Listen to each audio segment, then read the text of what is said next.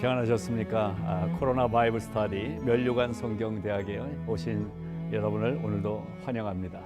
여기 CTS 스튜디오에는 또 우리 몇 분 함께 자리에서 말씀을 함께 나누도록 하겠습니다. 자, 함께 해주셔서 감사드립니다. 요한복음 말씀으로 우리가 멸류관 성경대학 말씀을 나누고 있습니다. 특별히 멸류관 성경대학, 왜 멸류관인가? 멸류관이 코로나거든요. 코로나가 크라운, 멸류관. 그래서 이 코로나 사태를 지나면서 우리는 진짜 멸류관, 생명의 멸류관을 가진 사람으로서 말씀을 좀 채워넣자, 이러한 뜻에서 코로나 바이블 스터디라고 이름을 붙였다고 말씀을 드렸습니다. 자, 오늘 5번째 시간이 되는데요. 오늘은 당신이 있는 곳에 함께 있겠습니다. 함께 하겠습니다. 이러한 제목이거든요. 그러니까 오늘은 이제 세례 요한을 통해서 예수님이 이 세상의 증거가 되지요. 그러면서 이 예수님이 제자들을 한 명 한 명 만나서 12 제자와 함께 이제 드디어 하나님의 구속 사역이 진행되는 복음 전도단, 최초의 복음 전도단이 꾸려지는 그러한 이야기를 보게 되겠습니다. 그 당시에도 종교인 이 기독교, 이 유대교 안에 그 기득권층이 있었죠. 제사장, 뭐 레위인, 그리고 또 유대인들, 이런 사람들이 기존의 기득권층입니다. 그래서 이 사람들은 토라라고 하는 이 율법을 거의 숙지하고 있었고, 그 토라의 말씀대로 나름대로 정말 신실한 신앙 생활을 한다고 스스로 생각하는 사람들이었던 거죠. 그래서 이제 선지자들이 나올 때마다 저 선지자가 진짜냐 가짜냐 이런 것들을 분별하고 싶어 했습니다. 그때 이제 세례 요한이 나타난 거죠. 참 특이했던 모습이었잖아요. 광야에 살면서 메뚜기하고 석청을 먹고, 그리고 행색도 이상하지만 얘기하는 이 선포하는 메시지도 참 특이한 모습을 보여줬습니다. 그러다 보니까 이제 세례 요한이 그렇게 활동을 하는데 많은 사람들이 막 몰려들고, 이러니까 이 기득권층의 이 종교인들이, 제사장이나 레위인들이 긴장을 했던 거예요. 야, 이 진짜 뭐 저 사람이 혹시 또 메시아 아니야? 뭐 이런 마음도 있었던 거죠. 그래서 이제 세례 요한에게 이렇게 질문을 하게 됩니다. 너는 누구냐라는 거죠. 광야에서 그런 생활을 하는 너는 누구냐? 보니까 이제 기적적인 어떤 능력도 좀 가진 것 같고, 뭔가 행색이 좀 특별하고 한 이 세례 요한에게 너는 누구냐? 네 신분이 뭐냐? 라고 질문을 합니다.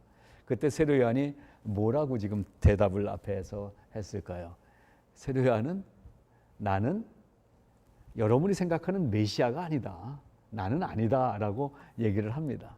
그리고 한 걸음 더 나가서 나는 그분을 예비하는 소리다. 그냥 그분이 누구라고 외쳐주는 소리일 뿐이지 나는 사실 아무것도 아니다 라고 대답을 하게 되죠. 이 대답을 듣고 나니까 제사장과 레위인, 이 기득권층에 있던 사람들이 안심을 하게 됩니다. 야, 이거 아니구나. 자기가 아니라는데 뭐 이렇게 하고 있습니다.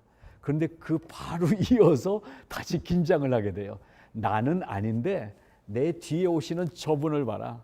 저분은 하나님의 어린 양이다. 저분이 메시아다. 이것을 얘기하고 있었단 말입니다. 자, 거기까지 우리가 지난주 본 스토리가 됩니다. 자, 세례 요한은 그러니까 오늘 다시 점검을 해봅니다. 뭐라고 외쳤다고요? 거기 1번 교재에 굵은 글씨로 되어 있죠. 세례 요한이 어떻게 증언했습니까? 보라, 하나님의 어린 양이로다 라고 세례 요한이 예수님이 누구신지 얘기를 했습니다. 자, 예수님이 누구신지 그러니까 세례 요한이 알아본 거예요? 못 알아본 거예요? 알아봤어요.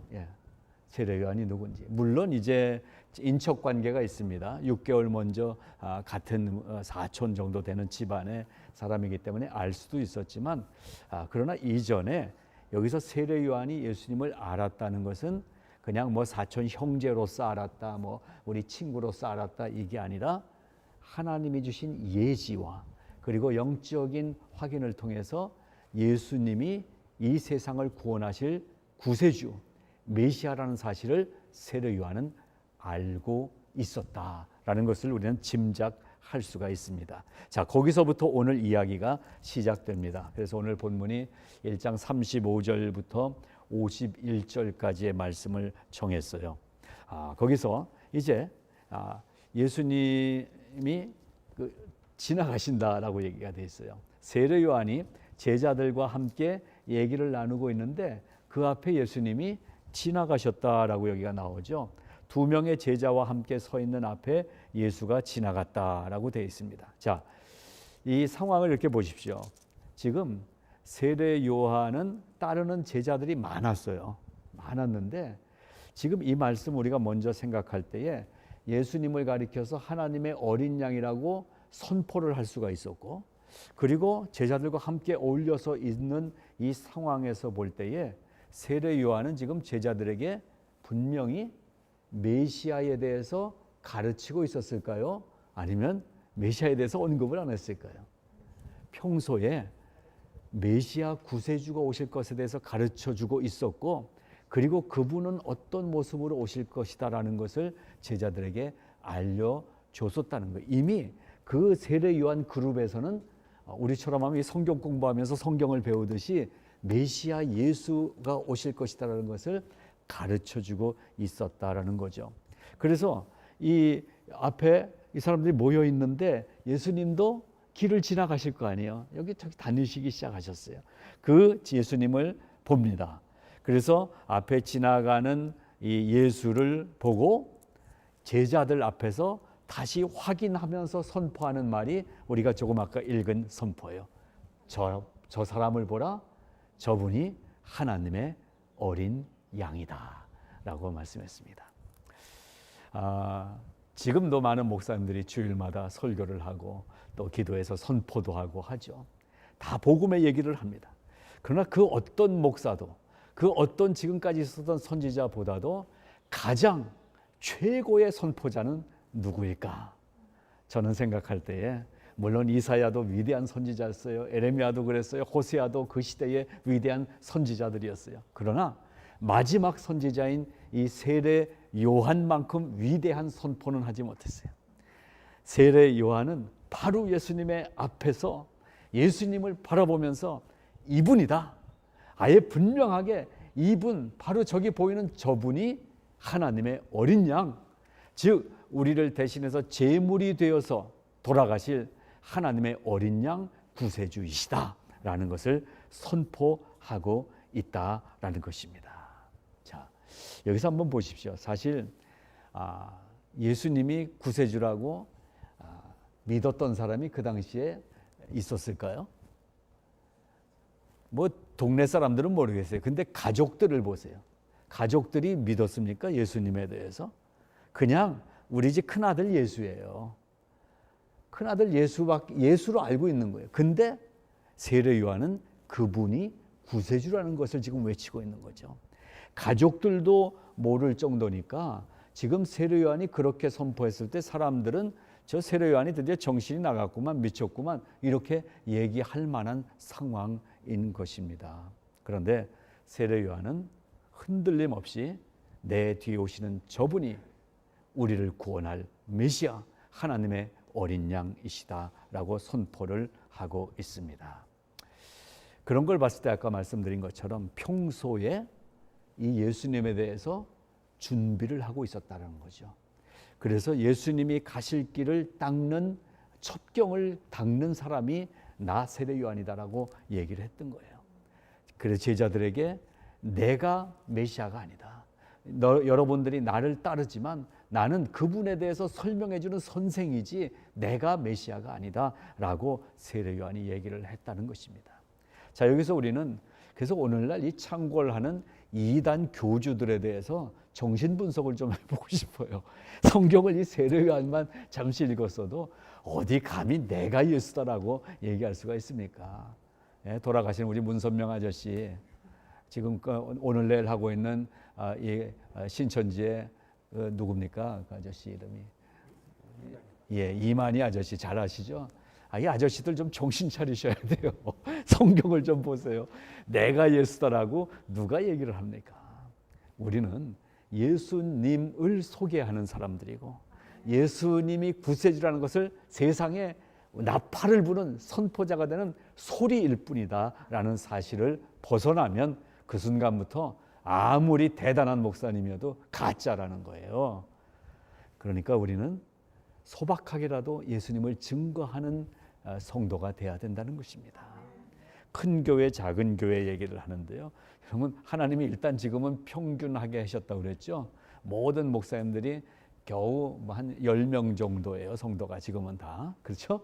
10명 제한으로 이렇게 하니까 아무리 대형 교회도 카메라 앞에서 한 명 성도 앞에서 설교하게 만들어 놓으셨어요. 하나님이. 무엇입니까? 자랑하지 말라는 거예요. 괜히 뭐 어깨에 힘주지 말라는 거예요. 너희는 아무것도 아니다. 예수를 세상에 소개해야 되는 선포자일 뿐이다. 소리일 뿐이다. 이 얘기를 가르쳐주고 있는 기간이다 생각을 하게 됩니다. 자, 아무튼 이 두 제자하고 얘기하고 있는데 예수님이 앞에 지나가니까 세례 요한이 제자들에게 저분이 예수님 메시아다라고 가르쳐줬어요. 자, 거기 제가 4번, 5번, 6번에 이렇게 써놨어요. 이 세례 요한의 제자들의 반응을 한번 보세요. 되게 의리 없는 거 아니에요? 지금 세례 요한하고 몇 년 공부를 했을 텐데 저분이라고 하니까 후딱 글로 가버려요. 예수님에게로 가버리는 얘기예요. 지금 오늘 본문이. 세례 요한이 저분이 메시아다라고 하나님의 어린 양이다라고 얘기하니까 금방 세례 요한을 떠나서 예수님에게로 가버렸다. 여러분, 의리 없는 행동일까요? 저는 여기서 바른 교회를 봅니다. 바른 교회. 여러분, 목사 보고 교회를 다니십니까? 물론 목사로서는 기분이 좋습니다. 그래도 내 설교가 좋아서. 여러분, 아닙니다. 목사나 아니면 이 말씀을 전하는 자들은 그냥 전하는 자예요. 물론 달란트가 훌륭해서 잘 전하시는 분들도 있지만 떠듬떠듬 겨우 원고를 읽으면서 전하는 목사님일지라도요, 시골에 할머니 몇 분 놓고 하는 목사님일지라도요, 그 말씀에 벗어나지 않은 메시지를 전하고 있으면 그분이 위대한 선지자 아니겠어요? 네, 그렇습니다. 세례 요한은 이 제자들에게 예수님이 누군지를 가르쳤지, 내가 예수를 전하는 위대한 종이다, 종이 자기 종 자랑하고 있었던 거 아니라는 거예요. 요즘 그래서 보면은 교회가 한심해진 것이 종들이 내가 종인 거를 자랑해요. 나 큰 종이다라는 거예요. 큰 종도 노예죠, 뭐. 자랑해봐야. 그걸 모르더라고요. 예. 자, 지금 그러니까 이 세례 요한의 제자들이 배반하고 예수님에게로 간 게 아니라 이 세례 요한 선생님하고 예수님에 대해서 늘 사모하는 마음으로 있었던 것을 알 수가 있어요. 세례 요한도 참 커다란 스승이지만 이 제자들도 교육을 너무나 잘 받은 것 같아요. 진짜에게. 그리고 저도 조금 흉내를 내보려고 그래요. 여러분, 제가 아무리 좋아도요, 저를 따라오는 게 아니라 누구를 따라가는 거예요? 제가 설교에서 얘기하는 예수님을 따라가는 삶이 돼야 되는 거예요. 물론 제가 착하게 살잖아요. 그러니까 저 따라하는 거, 뭐 그 정도는 따라하셔도 돼요. 착하게 사는 거. 근데 저를 따라오는 게 아니라 제가 깨닫고 제가 공부하고 제가 함께 나누고 있는 성경의 말씀에서 선포되고 있는 예수 그리스도를 따라가는 삶이 돼야 된다는 것입니다. 이 세례 요한의 공동체는 그런 교회였어요. 그런 모임이었어요. 저는 오늘날 우리의 모든 교회들이 이 세례 요한을 따르는 무리와 같은 교회들이 되기를 바랍니다. 세례 요한이 중심인 교회가 아니라 예수 그리스도가 중심이 되는 교회가 돼야 된다라는 것입니다. 자, 그래서 두 번째, 죄와 어린 양이라는 제목을 제가 정했는데요. 당시 시대를 향해서 세례 요한이 야단을 쳤습니다. 뭐라고 외쳤는지 혹시 아세요? 예, 이게 우리말 한글이니까 그래도 좀 순화시킨 거예요. 제가 좀 방송이지만 한번 사용할게요. 독사의 새끼들아 그랬어요. 독사의 자식들아, 누가 이 임박한 진노를 피하라 하더냐. 이 말씀이 선포됐거든요. 왜 그랬습니까? 세례 요한이 볼 때에 메시아가 지금 눈앞에 와 계신데 이 시대가 너무나 패역해 있던 거예요. 죄에 물들어 있던 거예요. 하나님의 사랑을 버리고 하나님의 사랑을 포장하고 있는 율법만 쫓아가고 있었던 거예요. 그래서 이 죄와 어린 양, 이 당시에 또한 로마가 지배를 하게 되면서 이 세상의 권력이라는 것, 세상의 힘이라는 것이 하나님의 능력을 끌어내리고 이 로마 황제의 능력이 하나님보다 크다라고 가르치는 시대가 됐으니까 얼마나 죄악이 팽배해 있는 시대인 것입니까? 그 로마가 멸망했는데 2000년쯤 지나고 나서 요즘 우리 세대가 어떻습니까? 로마의 제국시대보다 더한 모습들이잖아요. 하나님의 권위, 하나님의 영광, 하나님의 능력을 끌어내리고 이 세상이 이룬 문명, 세상이 이룬 IT, 세상이 가진 어떤 힘을 더 의지하는 시대가 되지 않았느냐라는 것입니다. 그러니까 그때나 지금이나 인간 세상은 한마디로 죄악 세상이다. 죄 많은 이 세상은 내 집 아니네. 그래서 이 찬송 우리가 부르는 거예요. 죄 많은 이 세상이 내 집이 아니다라는 걸 우리가 깨달아야 된다라는 것입니다. 로마의 죄악에 물든 그 시대처럼 오늘날 세상 문명에, 세상의 어떤 발달된 세상의 가치관에 물든 이 시대에 우리는 이 음성을 들어야 돼요. 독사의 자식들아, 이 임박한 진노를, 지금 눈앞에까지 와 있는 이 패역한 세상이 멸망당할 때가 눈앞에 와 있는 것을 볼 수 있어야 된다는 것입니다. 그래서 우리는 세례 요한이 오늘 소개하고 있는 예수님 메시아 구세주 예수 그리스도에게서 죄악에 물든 세상을 위한 빛과 이 거짓 세상에 대한 진리가 비춰지는 것을 발견해야 되는 것입니다. 요한 복음 속에서 우리는 빛이신 예수, 그리고 세상을 밝히는 빛인 동시에 생명이신 예수를 소개받는 것입니다.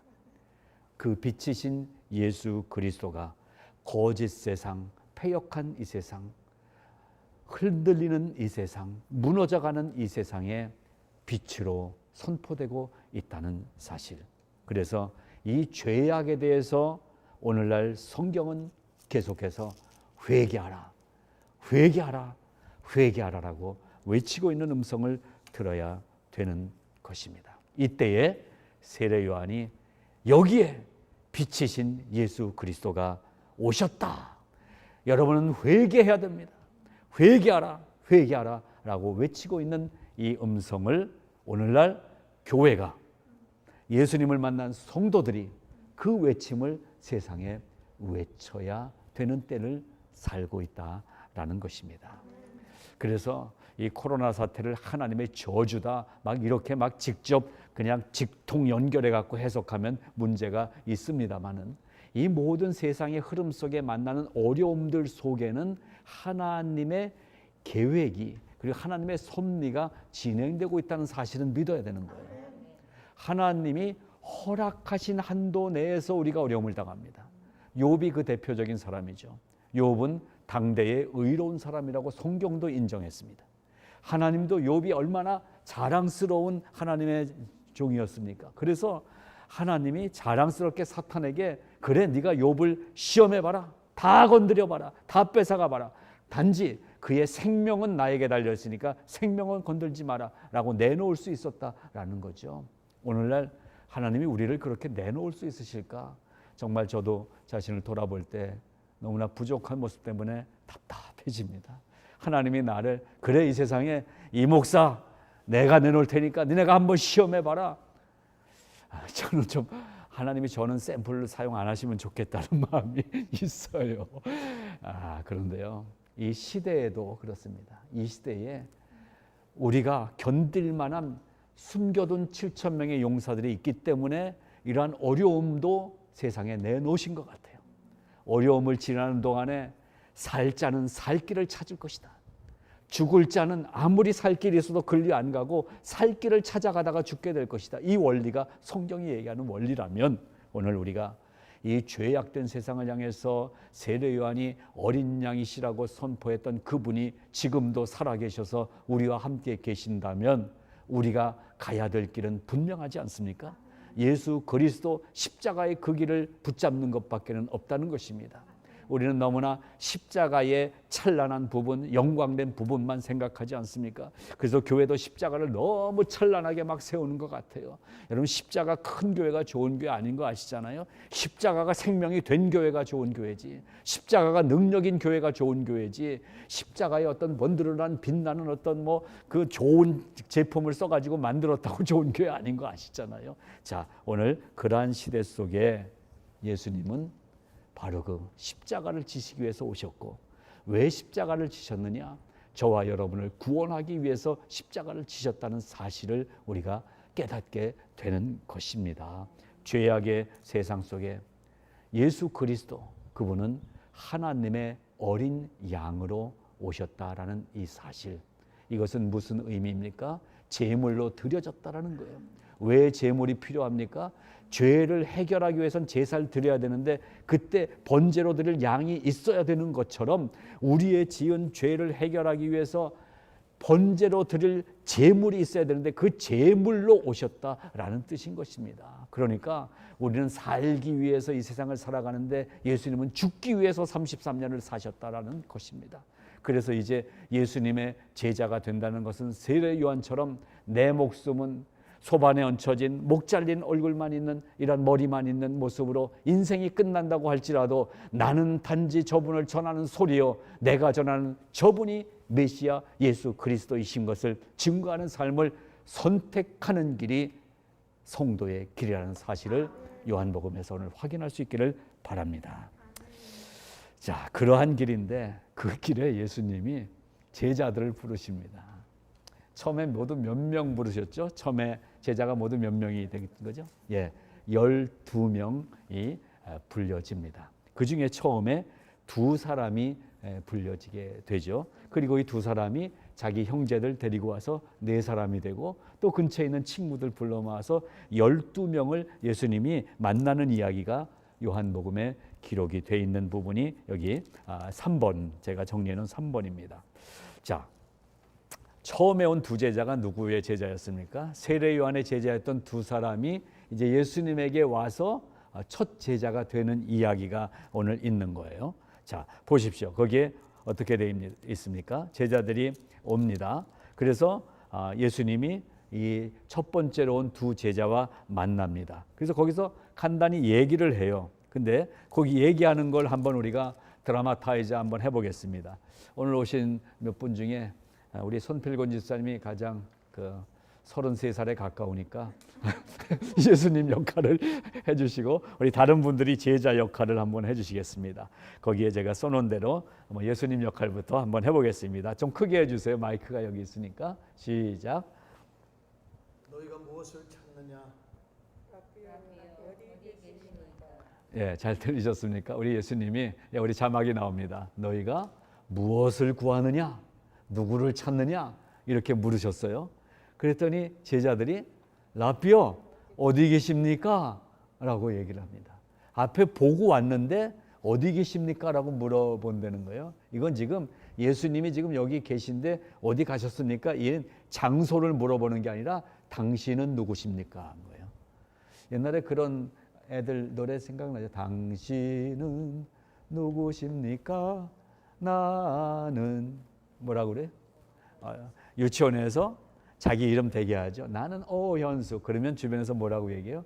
그 이름 본인이 아름답구나 이렇게 되게 장난기 있는 친구들은 당신은 누구십니까? 나는 황지홍 이러면은 옆에서 뭐라고 약 올리죠?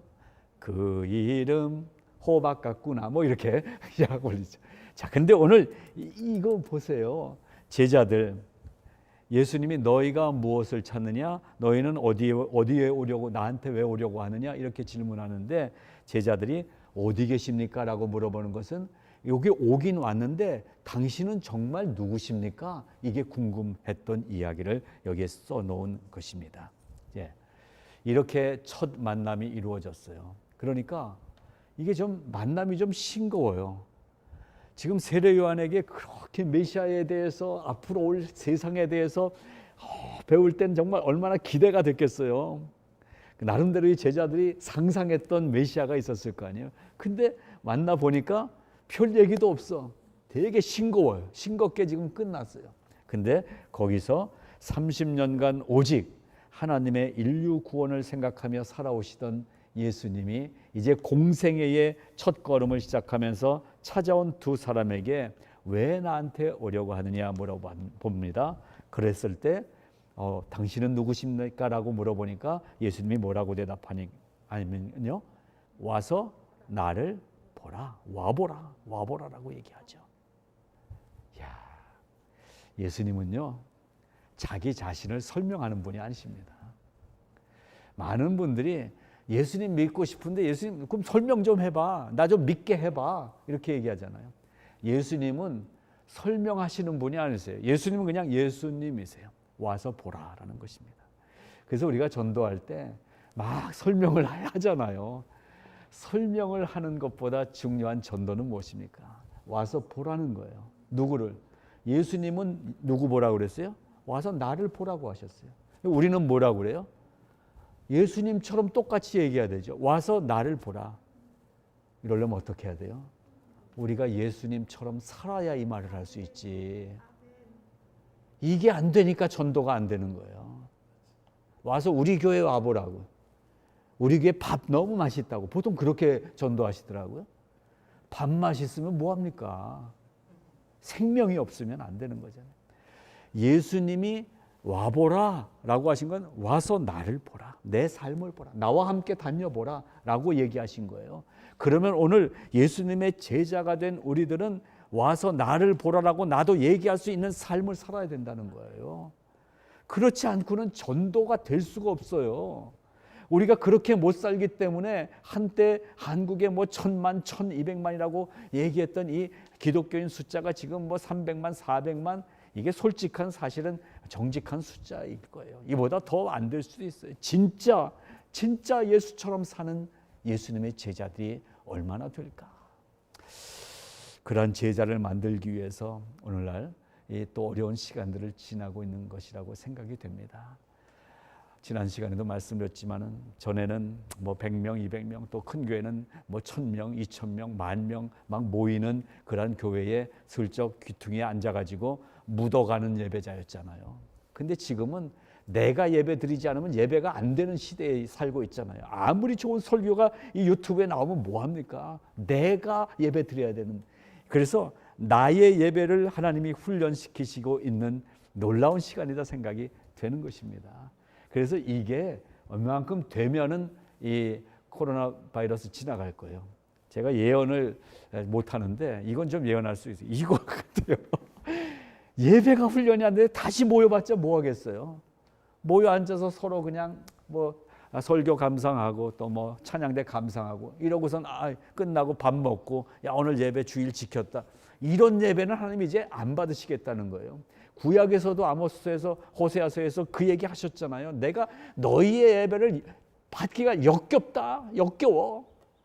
오늘날 그런 음성이 들려오지 않았습니까? 그래서 이 시대에 우리가 어렵다 생각하지 마시고 감사하다 생각하시면서 내 예배를 회복하시기를 바랍니다. 저도 저의 개인의 예배를 회복하려고 노력을 하고 있습니다.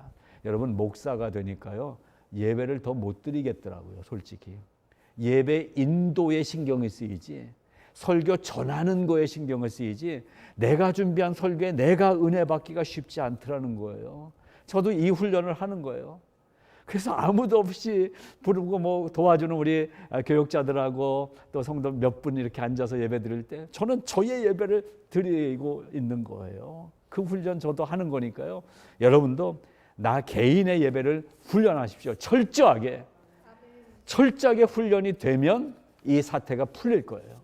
하나님이 그 예배를 기다리시기 때문에. 자, 첫 번째 두 제자 누구였는지 4번으로 가봅니다. 아까 말씀드린 것처럼 아마도 안드레였을 것이고 또 한 사람은 이 지금 이렇게 자세히 쓸 수 있는 것을 봤을 때 이 요한복음의 저자인 사도 요한, 이 두 사람이 첫 번째 제자였을 것으로 학자들도 얘기를 하고 있습니다. 자, 두 사람의 제자로 시작이 돼서 5번 이제 제자들이 몰려오기 시작합니다. 아니, 예수님이 제자들을 한 명, 두 명 모으기 시작하시는 이야기입니다. 자, 그러면 학교 들어가려면은 시험을 봐야 되잖아요. 입학 시험. 예수님의 제자가 되는데도 뭔가 좀 시험이 있어야 되잖아요. 뭐 아무나 다 그냥 해주나요? 자, 근데 동그라미 1번 한번 우리 같이 읽어보시겠습니다. 제자 되는 조건은 간단하다. 예약이나 시험이나 입학식이 필요 없다. 할렐루야입니다. 정말 우리가 시험 보고 예수 믿게 됐으면은 아마 힘들었을 것 같아요. 예수님의 제자 되는 게 사실 쉽지 않은데 입학 시험부터 우리는 떨어질 사람들이에요. 근데 예수님의 제자 되는 조건은 아주 심플합니다. 예약하지 않아도 돼요. 그냥 가면 돼요. 가서 시험 보면 되는데 그 시험이 필기 시험 없는 거예요. 예수님 얼굴 보면 되는 거예요. 그리고 다른 시험 없어요. 예수님 가시는데 졸졸 따라가면 되는 거예요. 예수님 가시는 것처럼 가시는 모양처럼 그렇게 따라가면 되는 거였어요. 입학식도 필요 없어요. 그날부터 제자 될 수 있는 거예요. 그러니까 뭐예요? 예수님의 제자 되는 것은 하나님의 선택하심의 은혜와 부르심에 대한 순종이면 되는 거예요. 예수님은 우리를 그 제자의 자리에 불러주십니다. 그래서 뭐라고 이 제자들이 고백을 했냐면요. 선생님이 계신 곳이라면 어디든지 함께 하겠습니다. 예수님과 어디든지 함께 하겠다는 고백이면 우리는 제자가 될 수 있습니다. 제자 훈련이 많이 활성화됐어요. 제자 훈련 받고 뭐 3개월 코스, 6개월 코스. 사실은 그 교재에 따라서 공부했다고 제자 되는 거 아니에요. 그거 공부하고서는 제자에서 금방 또 벗어나더라고요. 자기 제자가 생기면 금방 선생 되더라고요. 3개월 만에. 여러분 교회에서 하는 그런 시스템, 프로그램 생각하지 마시고요. 예수님의 제자가 된다는 것은 내가 예수님과 어디든지 함께 하겠습니다. 이 고백을 정직하게 드리고 그대로 따라가면 예수님의 제자가 되는 코스인 거예요. 그래서 처음에 안드레와 요한은 다른 친구들을 함께 이 예수의 제자가 되자고 이제 불러 모으게 되죠. 그래서 안드레는 처음에 누구를 데리고 옵니까? 일단 제일 가까이 있는 자기 형 베드로에게 예수님을 소개합니다. 그리고 또 요한은 자기 동생 야고보를 선택합니다. 그래서 인가귀도라는 말이 있죠. 내가 먼저 가족들을 전도하는 거죠. 너무나 중요합니다. 저는 뭐 태어나 보니까 이제 어머님이 뭐 교회 다니고 계셨고 집안이 이제 기독교 집안이어서 그런 찬스는 없었지만 아마 여러분 중에 혹시 중간에 예수 믿은 분들 계시죠? 누군가가 나를 전도한 사람이 있었다는 거예요. 근데 가장 먼저 행복한 것은 내 가족 중에 누군가가. 그래서 많은 분들이 집안에 누나가 교회 다니기 시작하면서 동생이 교회 가게 된 경우, 뭐 형이 가니까 동생이 가게 된 경우가 많이 있습니다. 지금 그 상황이에요. 그렇게 했을 때 이 가족들을 전도할 때 뭐라고 전도를 했습니까? 아주 심플하게 얘기를 했어요. 내가 메시아를 만났어. 메시아를 만났어. 이 얘기가 전도의 핵심입니다. 내가 만난 주님을 증거하는 게 전도예요. 가니까 그분이 메시아라고 그러는데 우리 가보자. 이런 벌써 한 달이 건너는 거잖아요. 확신이 좀 떨어지잖아요. 근데 안드레하고 요한이 내가 예수님 만났어. 내가 메시아를 만났어. 형, 나하고 같이 가. 전에 우리가 메시아에 대한 얘기 많이 했잖아. 그분이 내가 만난 그분이야. 가. 그러니까 주저없이 따라올 수 있었다는 거죠. 나에게 메시아 예수님을 만난 확신이 필요하다라는 것입니다. 그렇게 전도할 때 사람들이 나를 따라오게 되더라라는 것입니다. 여기서 메시아는 기름 부음 받은 자를 뜻하잖아요. 기름 부음 받은 자인데 이 메시아에는 세 가지 기름 부음 받은 자의 특징이 있잖아요. 하나는 제사장, 또한 왕, 그리고 선지자들. 이렇게 세 종류의 직종의 사람들에게 기름을 부었거든요. 이건 뭘 의미하냐면 예수님이 구세주가 메시아라는 것은 기름 부음 받으신 하나님의 종인데 예수님이 왕이시라는 거예요. 예수님이 제사장이시라는 거예요. 예수님이 선지자시라는 것입니다. 근데 이것이 오늘날 우리에게 어떻게 전해졌습니까? 예수님을 묻는 우리에게 베드로서는 왕 같은 제사장이라고 우리는 말씀하셨잖아요.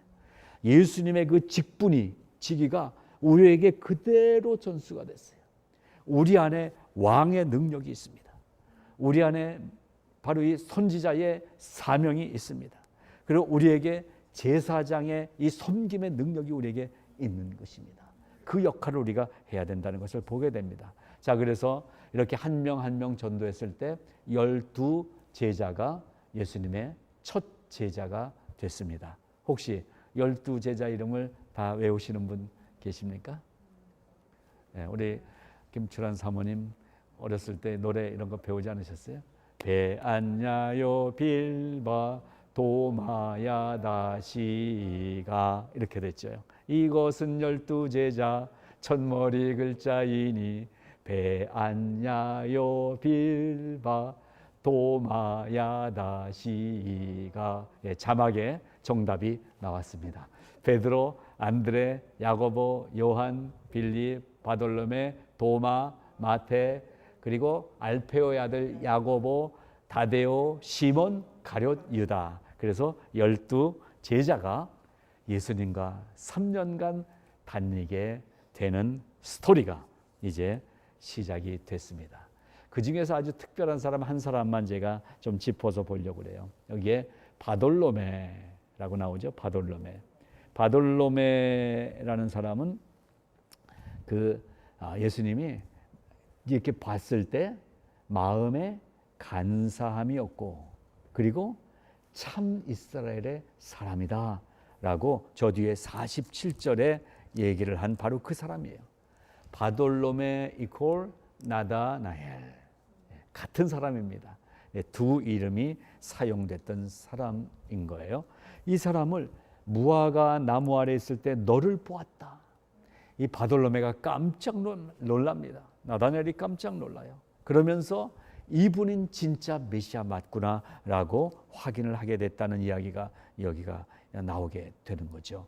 당시 유다 사회에서 무화과 나무 아래 있을 때 너를 보았다라고 하는 것은 여러 가지 표현으로 사용되고 있습니다. 내가 너를 알고 있다라는 뜻이에요. 한마디로 예수님이 제자들 바돌로메를 알고 계셨다. 대표적으로 바돌로메와의 만남 이야기를 쓰고 있는데 12 제자를 뽑을 때 예수님이 똑같은 마음이셨던 거예요. 다 알고 계셨다는 무엇입니까? 예수님은 100% 인간의 모습으로 계셨지만 100% 하나님이신 분이셔요. 지금도 그 하나님은 동일하게 완전한 하나님이시기 때문에 우리를 알고 계신 하나님이신 거예요. 무화과 나무 아래 있을 때 이 나다나엘을 아셨던 예수님이 오늘 우리가 어디서 무엇을 하고 있었는지 다 알고 계신 주님이시라는 거예요. 그렇기 때문에 우리는 예수님 앞에서 거짓말할 수가 없는데 왜 이렇게 우리는 거짓말을 자꾸 하는지 예수님도 속일 수 있을 거라고 착각을 해요. 회개는 무엇이냐? 예수님 앞에 솔직하게 다 내놓는 게 회개예요. 우리는 웬만해서는 다 회개를 안 하죠. 그래도 요거 좀 이건 좀 너무 그런데 이런 건 빼놓고 회개하지 않습니까? 그거는 회개가 아니라는 거예요.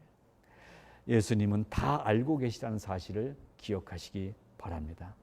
그것을 정직하게 고백할 때 제자로서 예수님을 따라가는 진짜 순종이 되는 거죠. 그래서 이 진짜 순종을 하는 사람들 12명이 선택된 것이라는 말씀이에요. 이제 12명이 그래서 3년을 함께하기 시작합니다. 이제 마무리 정리를 해나가겠습니다. 이 12 제자들이 전도하기 시작합니다. 그래서 하나님의 이 구속 사역을 3년간 감당하는 거잖아요. 지금도 많은 전도단이 있죠. 한국의 가장 대표적인 전도단 이름을 쓴 단체는 YM, 예수 전도단 이렇게죠. 바로 그게 전도단이 그것입니다. 다른 얘기 안 한다는 거예요. 우리가 모인 목적은 예수 전도하는 거다라는 거예요. 예수 이름 전하는 거다라는 거예요. 예수 전도단 이름이 너무 참 좋은 거예요. 그래서 사실 그런 의미에서 봤을 때 우리 모든 교회들이 전도단이에요. 성화교회, 성화전도단이 돼야 돼요. 교회가 모여서 예수의 복음을 전하는 단체가 되어야 된다라는 것입니다. 우리가 그러한 마음으로 교회를 이어나갈 수 있기를 바랍니다. 그리고 이 전도단이 됐다는 것은 서로 연합해서 한 식구로 살아간다는 의미인 것입니다. 예수님과 한 식구, 식구는 무엇입니까? 먹을 식자 아니에요? 입구자 아니에요? 같이 밥 먹는 거예요. 식탁 공동체. 너무나 중요합니다. 요즘 사람들이 이렇게 되니까 아이고 뭐 교회 꼭 안 가도 되네. 뭐 이런 마음들이 생기시는 것 같은데 교회 꼭 앞으로 가야 됩니다. 교회 뭐 필요 없네. 아니에요. 개인 예배 혼자 드릴 수 있지만 하나님은 함께하는 예배를 기다리고 계세요. 그리고 이 식탁 공동체예요. 우리가 성찬 의식이 영적인 식탁 공동체라면 이 예배 마치고 같이 식사의 교제를 나누는 것은 이 땅에 사는 우리들을 위로하시고 우리에게 새 힘을 주시기 위한 육신의 식탁 공동체도 필요한 것입니다. 그래서 사실 빨리 이 사태가 마무리되도록 우리 기도하면서 이 정부에서 얘기하는 여러 지침들을 잘 지키는 게 중요하다라고 저는 생각을 합니다. 자, 그들이 누구를 따라갑니까? 그들의 로고스요, 빛이요, 생명이신 예수님을 따라가는 삶을 살게 되는 것입니다. 자, 오늘 말씀을 마무리하도록 하겠습니다. 세례 요한이 나는 소리일 뿐이다. 내 뒤에 오시는 저분이 메시아다. 나는 단지 저분을 외치는 소리일 뿐이다 라고 얘기함으로써 예수님의 공생의 사역이 펼쳐지기 시작합니다. 예수님은 혼자서 이 구속사역을 감당하시는 게 아니라 한 명 한 명 12명의 제자들을 부르셨습니다. 그리고 나중에 120명 문도라고 하는 120명의 제자들이 또 덧붙여집니다. 그 다음에 이 복음이 증거되면서 교회들이 세워지게 됐고 2000년이 지나고 나서 이 LA 땅에도 또 한국 땅에도 세계 곳곳에 예수 믿는 사람들을 세우게 된 것입니다. 구원의 모든 그 죄짐은 주님이 홀로 지셨지만 그 은혜는 우리들을 통해서 많은 제자들을 통해서 이 놀라운 은혜가 펼쳐지는 사명을 우리에게 맡기셨다는 것입니다.